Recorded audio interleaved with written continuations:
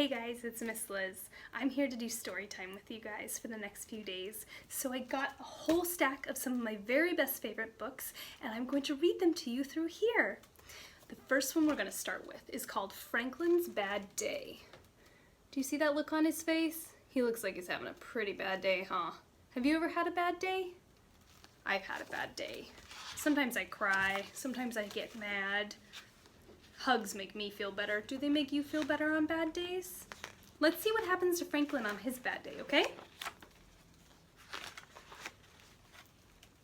Franklin loved to play outside in winter. He could skate forward and backward. He liked to catch snowflakes on his tongue and make angels in the snow. But today was different. Franklin was having a very bad day. Can you see the photo? It started in the morning. Franklin was grumpy when he woke up. "That's a grouchy face," teased his father. "Yes, it is," said Franklin. He crossed his arms and frowned. "Would you like a nice breakfast?" asked his mother. "No," said Franklin. Do you see him crossing his arms right there? His mother made breakfast anyway. Franklin stared out the window.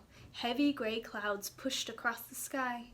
"It's even a bad day outside," grumbled Franklin, and he picked at his food.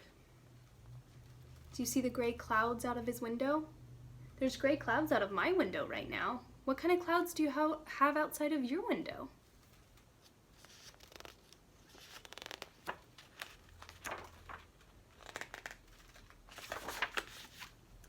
For the rest of the morning, nothing went right. Franklin knocked over his juice and broke his favorite cup. He couldn't find his marbles, and his last piece of the puzzle was missing. Franklin slammed a door and stomped his feet. "You seem awfully cranky," said his mother. "I am not!" shouted Franklin. Does he sound cranky to you? Cranky is another word for grumpy or upset.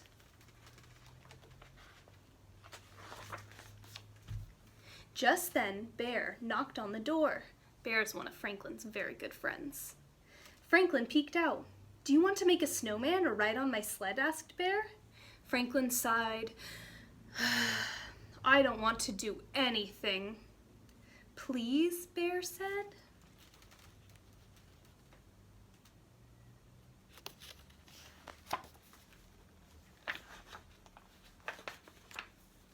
"Fresh air will do you good," said his parents.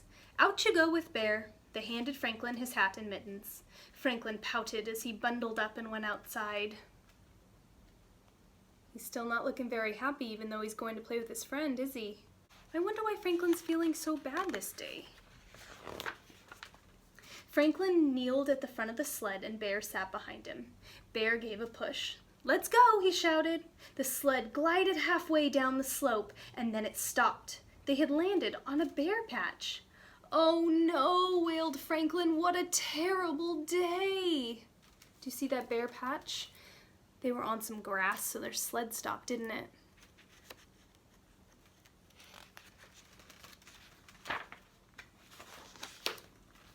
The hill was no fun, so Beaver suggested they go to the pond. When they arrived, the pond was roped off.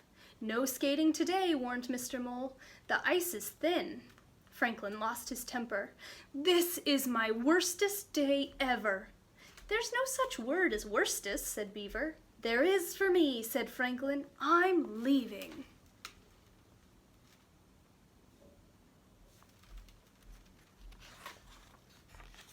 Franklin was so furious, that means so mad, that he kicked his castle. Do you see the blocks flying everywhere? His father came running when he heard the crash. "What's going on in here?" Franklin lay on the floor and cried. He has a big crocodile tear coming down right there. "Don't worry," said his father. "You can build the castle again." "But I made that castle with Otter, and she's not here anymore," sobbed Franklin. I wonder who Otter is. Let's find out.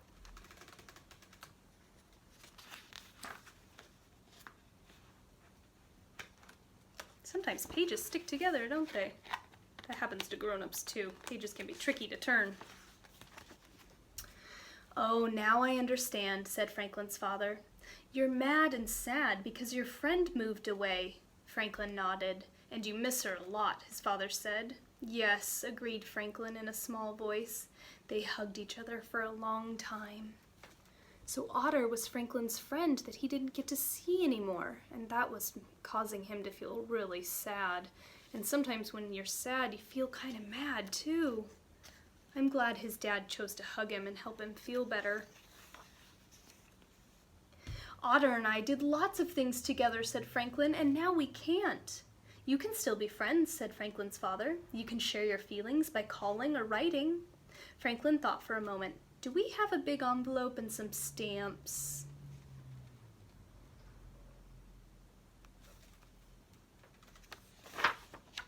Franklin spent the rest of the day making a scrapbook for Otter. He filled it with pictures and drawings of the two friends together.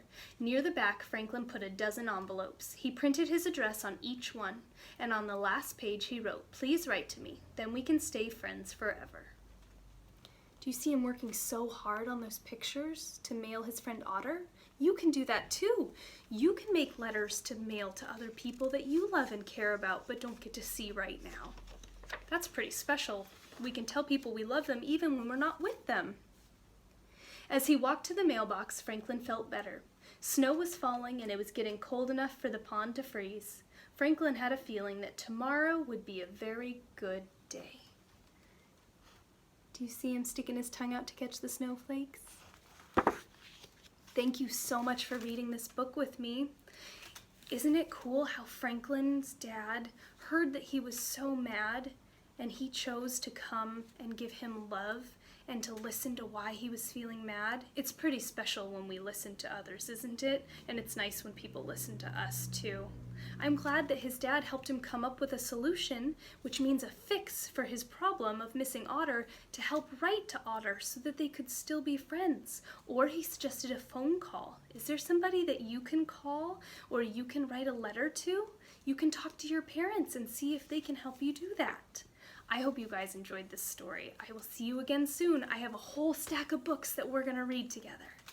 Bye, guys.